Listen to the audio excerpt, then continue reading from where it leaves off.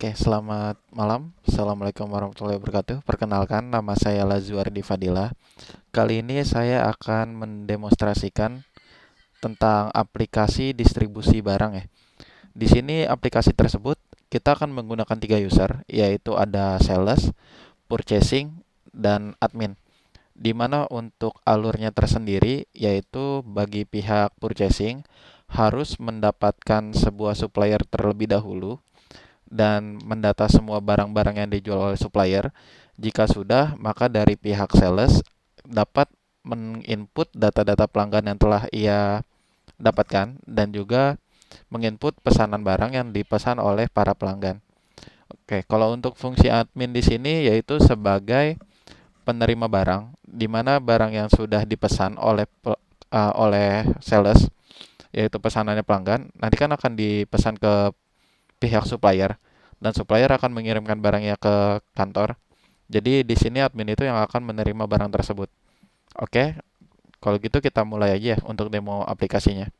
Di sini saya menggunakan bahasa pemrograman Java menggunakan IDE NetBeans.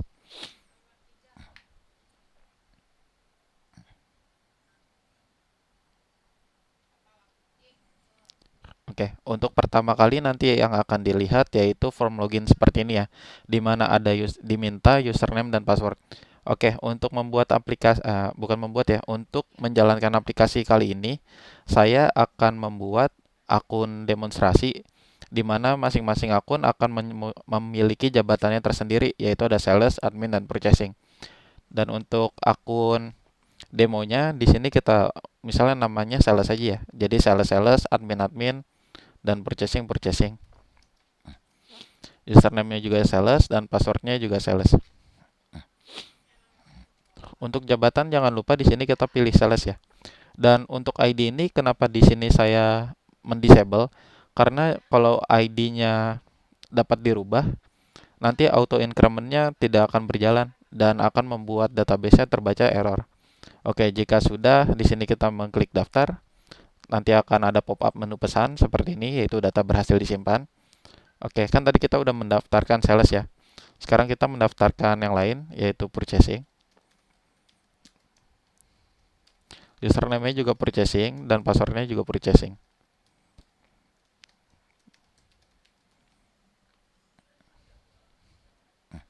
Kita klik daftar, ada pop-up data berhasil disimpan.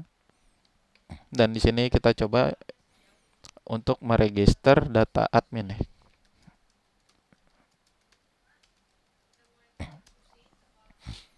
Jabatan juga admin.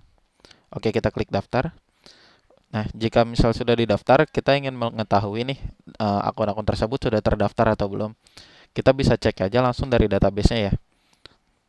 Database-nya itu database karyawan, kita refresh. Nah, ini data-data yang tadi kita input sudah masuk ya. Ada sales, purchasing, dan admin. Dan ID karyawannya juga sudah otomatis auto increment. Oke, pertama kita mulai dari purchasing kalau gitu ya. Karena kan di sini purchasing emang inti dari bergeraknya sebuah alur. Karena dia harus mencari sebuah supplier dan data-data barang yang yang dijual oleh supplier. Oke, untuk tes errornya di sini kita coba ya. Jika misalnya di sini username-nya ada kan sudah terdaftar, tetapi passwordnya salah. Misalnya di sini saya isi passwordnya admin gitu. Kita klik login, maka yang ada pesan error di mana yaitu username atau password salah. Nah, sedangkan kalau misalnya di sini username-nya tidak terdaftar, misalnya seperti purchasing satu ya. Kita klik login, maka akan menampilkan pesan yaitu user tidak ditemukan. Nah, gimana kalau misalnya username-nya salah tapi passwordnya betul? Nah, maka error yang akan ditampilkan yaitu user tidak ditemukan.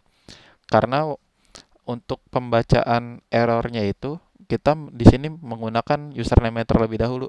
Jadi kalau misalnya memang username-nya sudah ditemukan, sudah terdaftar oleh data, baru akan ke step melihat passwordnya itu sama atau tidak sesuai dengan database yang sudah kita buat ya. Nah, kalau misalnya udah kita login, selamat datang. Nah, di sini nanti kalau misalnya sesuai nama yang terdaftar akan memunculkan pop-up itu selamat datang nama usernya. Karena di sini kita nama usernya purchasing, maka menampilkannya selamat datang purchasing ya. Kita oke. Oke, di sudut kiri ini yaitu ada tanggal, yaitu tanggal hari ini hari Senin, tanggal 26 Juli 2021 dan waktu menunjukkan pukul sekarang di mana ada data master yaitu ada pelanggan, supplier dan gudang. Data transaksi itu ada pesanan, barang dan reimbursement. Untuk menunya ada menu keluar. Oke, ini kenapa sih ke buttonnya ini nonaktif gitu ya? Ini sengaja saya lakukan karena saya di sini menggunakan multi level user, di mana untuk usernya masing-masing tidak dapat mengganggu untuk alur proses user lain. Jadi misalnya kayak purchasing nih, kayak ingin iseng gitu, iseng pengen masukin data pelanggan. Nah, dia itu nggak bakal bisa karena untuk menu pelanggan di sini terdisable. Sama halnya untuk gudang dan pesanan. Oke, kita klik data supplier. Di sini saya menggunakan mini Windows ya. Di aplikasi NetBeans-nya itu ada namanya apa ya, lupa deh. Oke, desktop pen. Nah, jadi kalau desktop pen itu fungsinya apa sih? Desktop pen itu fungsinya kalau misalnya di sini aplikasi sedang kita running atau kita jalankan dan kita ingin menampilkan banyak menu nih. Oke, ini supplier, barang, dan reimbursement. Tiga-tiganya saya buka secara langsung. Nah, kalau misalnya kita buka secara langsung, itu akan dapat terbuka. Nah, tetapi dia tidak akan keluar dari desktop pen yang sudah kita buat atau aplikasi yang sedang kita jalankan ya. Nah, contohnya seperti ini, saya minimize. Nah, supplier ini nggak bakal keluar nih dari aplikasi NetBeans yang sudah kita buat. Maka dia akan tetap stay di alur desktop pen yang sudah kita tentukan. Oke, ini kita close saja. Untuk alur pertama itu ada data supplier. Nah, data supplier di sini juga menggunakan auto increment di mana ID-nya akan otomatis terisi. Nah, untuk nama supplier, untuk data-data supplier yang akan kita isi itu ada ID supplier, nama supplier dan alamat supplier. Di sini saya akan menggunakan data contoh aja ya. Saya di sini mempunyai data Nutrilab atau oke ini aja Intralab. Intralab di sini belum ada kan ya? Kita input data Intralab.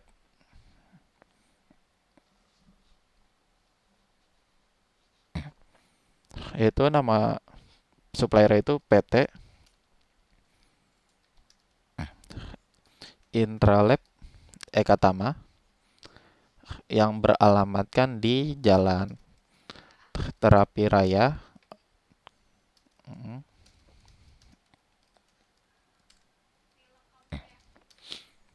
6111. Oke. Nah, ini kan udah. Kalau misal data sudah dibuat atau diisi, tinggal kita klik tambah aja. Maka akan menampilkan pesan data berhasil ditambah dan otomatis akan merefresh data table yang ada di sebelah kanan. Nah, ini data table ini berfungsi untuk menampilkan data-data supplier yang udah kita isi. Untuk misalnya kayak kayaknya tadi salah ngisi deh atau alamatnya kayak salah deh. Untuk mengeditnya yaitu gampang. Kita tinggal klik aja nih data yang ingin kita rubah. Misalnya saya ingin mengganti data PT Intralab yang tadi. Soalnya saya typo gitu. Harusnya Eka Tami malah jadi Eka Tama. Ini saya ganti Eka Tami ya. Udah diklik, data di sini tertampil, kita ubah sesuai yang kita mau. Kita klik ubah, maka akan menuliskan data berhasil diubah. Nah, jika ingin menghapusnya pun juga sama. Di sini kita tinggal klik data yang ingin dihapus. Data sudah muncul ya yang ditunjukkan. Kita klik hapus. Nah, di sini akan memunculkan pop-up apakah Anda yakin menghapus data ini. Kalau misalnya Anda sudah yakin ya tinggal klik ya saja. Nanti data akan otomatis terhapus. Karena ini data contoh ya, karena kita masih membutuhkannya kita klik no aja. Nah, kalau untuk button function kosong ini buat apa sih? Jadi button function kosong ini untuk mengosongkan form-form yang udah telah kita isi. Jadi misal kayak nama supplier ya, Ardi gitu ya. Alamatnya Otisa Cawang. Terus kayaknya nggak jadi deh. Pengen buat ngisi form ini, kita klik aja kosongkan. Nah, nanti dia akan otomatis kosong ya.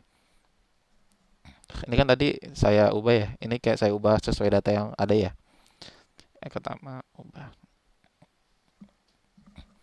Nah, di sini dari pihak purchasing setiap bulannya itu ada namanya laporan. Laporannya itu di mana dia telah mendapatkan beberapa supplier dalam satu bulan atau ada perkembangan supplier-supplier yang telah ia dapatkan. Nah, jika misalnya dia membutuhkan data laporan tersebut, dia tinggal klik aja tombol cetak di sini. Nah, nanti dia akan mencetak otomatis data-data supplier yang telah ia dapatkan. Oke, data supplier PT Pandu Biasain, ini supplier-supplier yang telah diisi tadi ya. Nah, di sini otomatis nih Jakarta, Senin 26 Juli, purchasing departemennya tinggal kita isi namanya siapa, finance and accounting departemen Febri Sofian, seperti itu. Nah, kalau untuk cari di sini bisa mencari melewati ID atau nama. Jadi tinggal ketik aja misalnya ID Indolab gitu, SPL 0004. Kita klik cari, nah dia akan otomatis. Untuk mengembalikan datanya seperti sebelumnya, tinggal kita klik kosongkan aja. Maka dia akan otomatis balik ke seperti awal. Atau kalau misalnya tadi ada dua cara sih, dengan klik kosongkan atau kita hapus, kita klik lagi cari. Nah, dia akan menampilkan data tersebut. Nah, kalau data supplier sudah, kita masuk ke form barang. Oh ya, ada satu menu lagi. Nah, kalau misalkan tadi di desktop nggak bakal keluar ya. Di sini juga bisa nih. Kalau misal kita minimize, dia akan nampil di ujung kiri bawah seperti ini. Jadi di laptop kita tuh bakal clean. Di logonya ini akan tetap satu aplikasi yang terbuka. Jadi nggak multi aplikasi. Karena kalau misalnya tidak menggunakan desktop pen, aplikasi yang akan di running itu di sini memunculkan lebih dari satu aplikasi yang sedang digunakan. Atau bisa di maximize juga, maximize-nya sesuai dengan form yang kita buat ya. Ini kan karena saya full screen jadi dia birunya sesuai sama layar saya. Jadi kalau di full screen dia akan mengikuti layar saya. Oke, lanjut ke data barang. Kalau data barang di sini bisa kita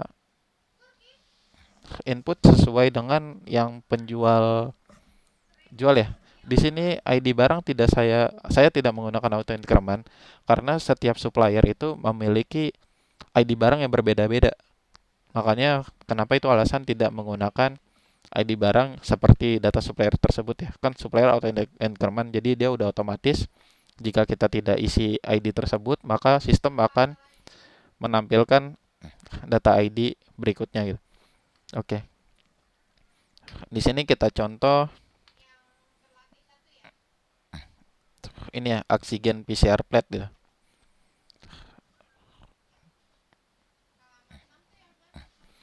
Ini kita full screen. Kalau ini coba kita minimize. ID atau Cytotest pipetting resolver deh, yang ini. ID-nya itu ada 430828.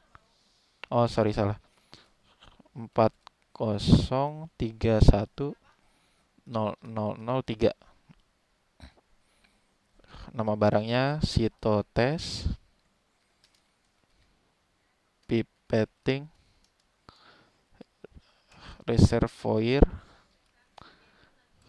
Oke, reservoir vol 50 milik. Untuk harga barangnya di sini ada 1.450.000 ya. 1.450.000. Untuk nama suppliernya itu yang tadi PT Intralab Ekatama. Kita pilih. Fungsinya masih mirip seperti data supplier ya. Kita tambah masih ada, data berhasil ditambah. Nah, maka nanti dia akan menghasilkan form baru. Oh ya, tadi ada satu lagi fungsi yang belum saya sebutkan, yaitu jika misalnya data di sini kosong, ingin kita ubah, nah dia nggak bakal bisa nih. Bakal ada pemberitahuan data tidak boleh ada yang kosong. Kalau untuk fungsi tambah pun juga sama. Kalau untuk hapus karena ini kosong ya, dia nggak bakal ngedetek apa-apa. Mungkin kalau misalnya kayak kita di supplier nih, kan untuk menghapus data dari satu form di sini saya menggunakan ID supplier untuk patokannya. Jadi untuk menghapus sebuah data diperlukan ID yang sudah terdaftar ke dalam tabel. Nah, contoh kan seperti ini nih, ID SPL 0006 itu belum terdaftar ya di tabel. Kita coba hapus. Nah, dia nggak bakal bisa menghapus karena datanya itu tidak ada di tabel, maka data tidak ditemukan. Sama halnya kalau misal kita pengen ubah, karena di sini formnya tidak terisi lengkap, kita ketik ubah, ada pemberitahuan data tidak boleh ada yang kosong. Dan untuk menambah data pun juga sama. Kalau misal di sini masih ada yang kosong, dia akan menampilkan error, data tidak boleh ada yang kosong. Nah, kalau misalnya lanjut ke form barang, kalau tadi sudah menginput data barang, di sini saya akan mencoba fungsi cetak barang. Jadi kalau tadi itu kan semua data supplier bisa dicetak semua ya. Nah, kalau misalnya untuk data cetak barang di sini, saya menggunakan patokannya itu nama supplier atau ID supplier. Nah, karena di sini ID supplier tidak ditampilkan, jadi saya membuat satu function di mana nama supplier itu merupakan ID supplier. Nah, untuk mencetaknya ada dua cara. Kalian bisa mengklik di sini sesuai nama supplier yang ingin kalian print. Misal di sini PT Indolab gitu. Saya klik ketik cetak. Maka dia akan otomatis mengeluarkan satu form cetak di mana di sini ada nama perusahaannya PT Indolab Utama, alamat,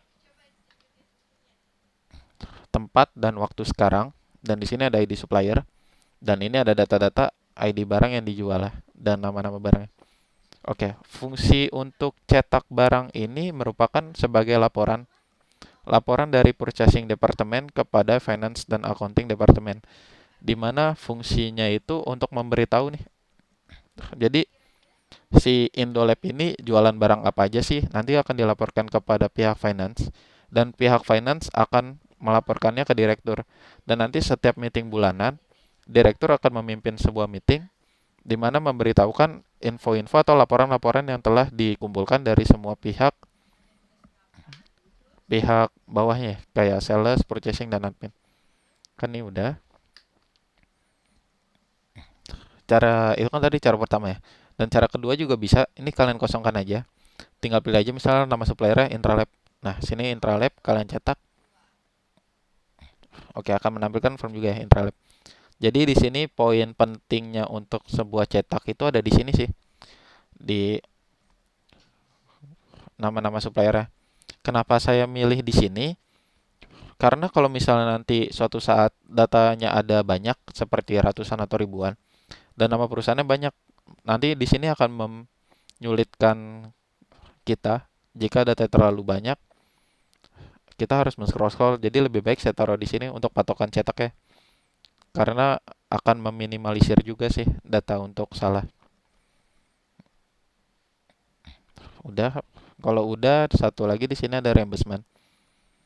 Fungsi reimbursement itu untuk mengklaim atau menggantikan uang yang telah kita gunakan untuk kegiatan yang telah kita lakukan di kantor. Jadi misalnya nih, kayak tadi kita kan sudah dapat data supplier dan kita sudah dapat data barang. Nah, jika misalnya untuk mendapatkan data barang, kita harus mengunjungi ke supplier tersebut atau melakukan visit ke supplier. Nah, berarti kan di sini kita mengeluarkan biaya ya, mengeluarkan biaya yang telah kita lakukan untuk kegiatan kantor, tapi menggunakan uang pribadi kita. Makanya form reimbursement itu kita fungsikan sebagai mengklaim uang yang telah karyawan gunakan. Oke, di sini ada ID reimburse. ID reimburse-nya juga otomatis. Nama karyawannya juga nama karyawan saya ambil dari session login. Kegiatannya di sini kita bisa ketikkan aja, misal kegiatannya uh, bukan ya, pemetaan seperti apa ya? Biaya transport, visit supplier menggunakan biaya 50.000. Saya tambah, data beres tambah, dan di sini akan data reimburse-nya akan keluar ya atau akan muncul.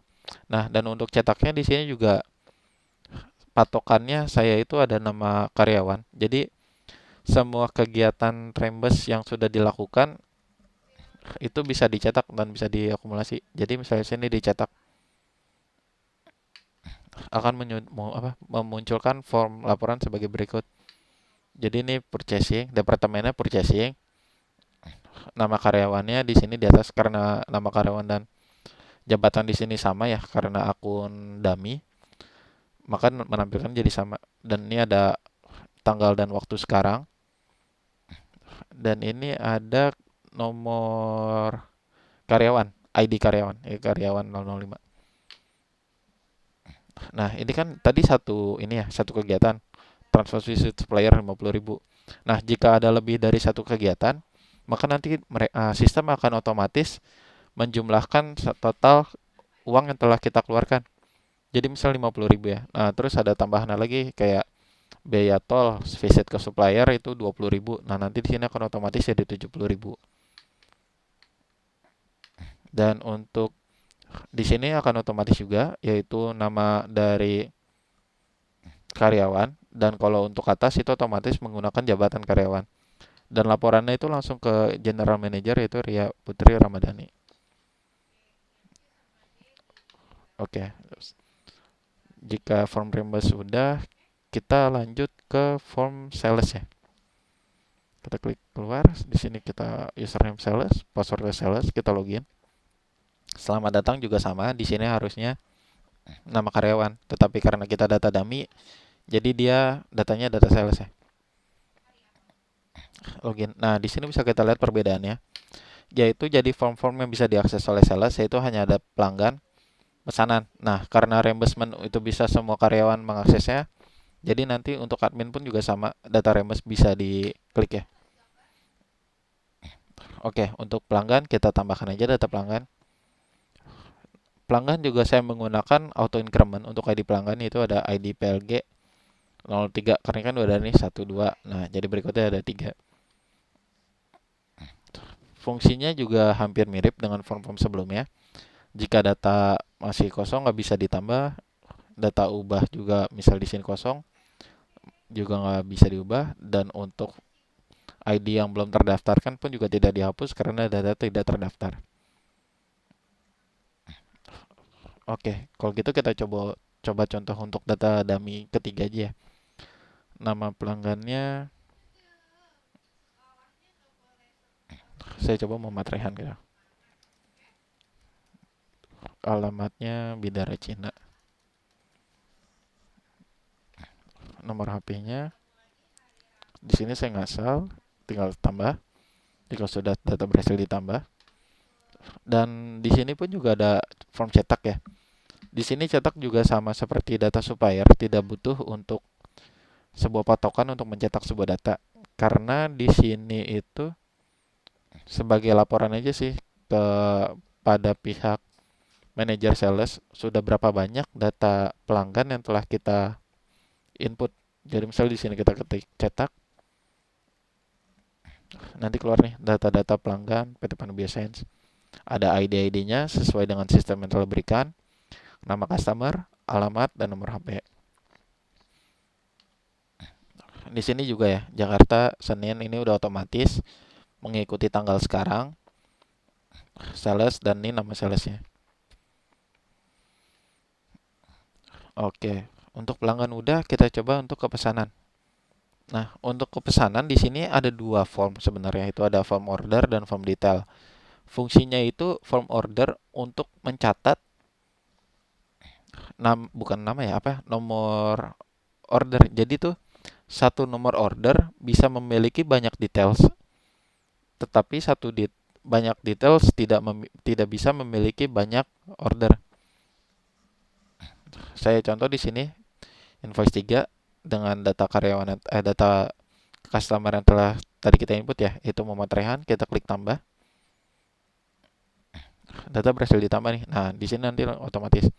Nah, untuk menginput data details, kita nggak bisa menginput langsung jika di sini datanya kosong nih, data invoice. Jadi kita jika sudah tadi menambahkan data nih, data invoice 3, kita harus klik dahulu agar di sini menampilkan data customer dan nomor order, baru kita bisa menginput data detail pesanannya. Karena kalau misalnya di sini datanya kosong, langsung kita menginput data details, akan terjadi error, yaitu data tidak terdaftar. Di situ coba kita masuk ke internal APK Taman tadi, yaitu Citotis pipetting ya. Nah, banyak barangnya di sini ada, bisa kita input, dan total harganya itu juga akan otomatis sebanyak apa ya, banyak barang ya. Jadi misal satu barang nih 1.450.000. Kalau misal kita ketik dua gitu. Nah, di sini otomatis. Ini kenapa saya disable? Karena takutnya nanti ada perbedaan harga atau kecurangan harga yang diubah oleh pihak sales. Makanya di sini saya mendisable-nya agar kesamarataan data harga dari supplier yang telah kita berikan kepada pihak kita. Kita coba ya, contoh di sini barangnya 2, kita klik tambah, data berhasil ditambah. Nah, di sini otomatis nih nambah jadi 202.900.000. Kita contoh nambah lagi gitu ya. Misalnya kita ambil Nutrilab, Nutrilab yang kosong, kita coba Indolab pada twin kita nih, Nucleus Free Water 500 ml gitu. Di sini pembeliannya itu ada satu barang, kita klik tambah aja, data berhasil ditambah. Nah, di sini otomatis berubah nih, dia akan akumulatif dari data total harga. Nah, di sini fungsi cetak itu yaitu kita akan cetak data invoice. Data invoice dicetak dengan cara dia akan mendetek data nomor order. Contoh kan ini ada 3 ya. Kita coba cetak data yang telah kita input, itu data 3, kita cetak. Oh sorry, ini invoice 2. Karena di sini belum berubah ya. Ini kita klik lagi sekali lagi. Nah, ini udah berubah invoice 3. Kita cetak. Nah, di sini ada bill to, nama customer, alamat, tanggal waktu sekarang, nomor invoice sekarang yang telah kita input. Nah, di sini ada detail barang, nomor barang, quantity banyak barang berapa, harganya berapa, total pembelian, dan di sini jika nanti pihak sales sudah fix mendata sebuah pesanan pelanggan, maka harus mencetak sebuah invoice dan meminta tanda tangan dari pihak finance dan accounting department. Oke, di sini ada detail-detail untuk pembayarannya, itu Bank Mandiri. Oke, untuk pesanan dah. Nah, kalau misalnya tadi kita ingin merubah data pesanan, di sini juga sebenarnya mirip seperti menambah data ya. Kita pilih dulu nih data invoice yang ingin kita rubah. Kita misalnya di sini invoice nomor 2 nih, kita ingin rubah. Misalnya banyak barangnya nggak mau 5 nih, jadi 2 aja gitu. 2 kita ubah. Nah, di sini otomatis berubah dan data di sini pun juga akan berubah. Oke, pesanan sudah. Saya rasa reimbursement juga mirip ya, jadi tidak perlu. Kita lanjut data ke admin.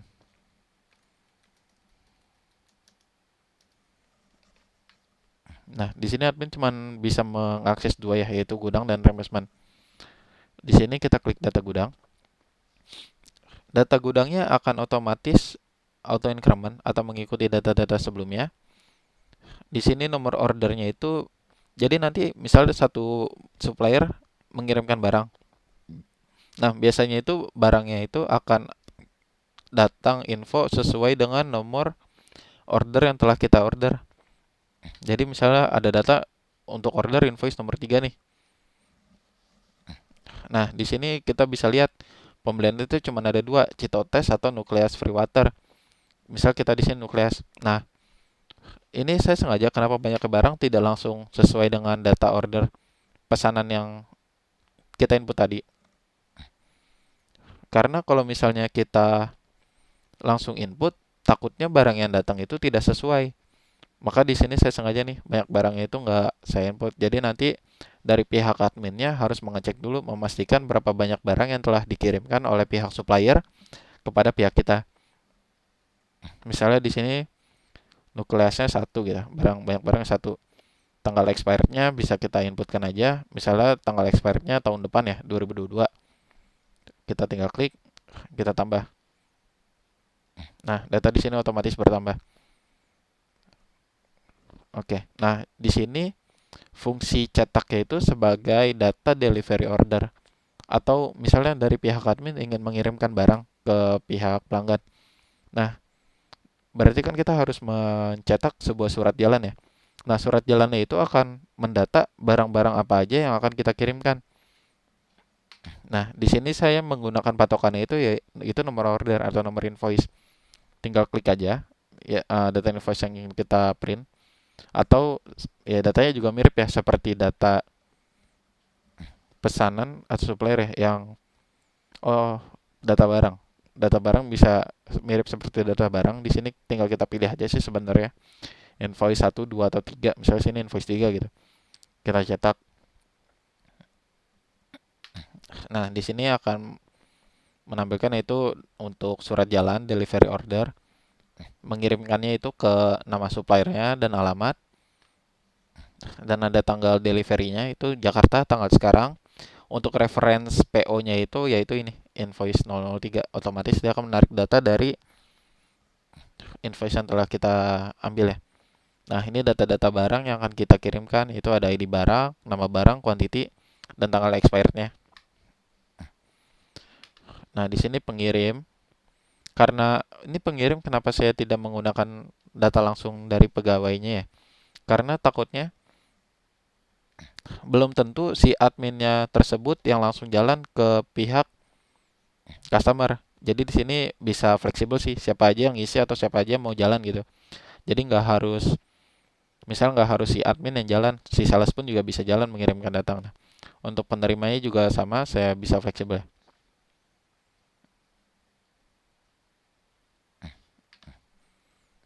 Oke, di sini juga ada button keluar. Jika misalnya ingin keluar, kita tinggal klik aja keluar ya. Akan balik ke from login. Oke, mungkin sekian segitu aja. Terima kasih atas waktunya sudah mendengarkan saya mendemokan aplikasi yang telah saya buat. Jika ada pertanyaan atau ingin mendapatkan source code-nya, bisa klik di GitHub, link GitHub di bawah ya. Terima kasih. Wassalamualaikum warahmatullahi wabarakatuh.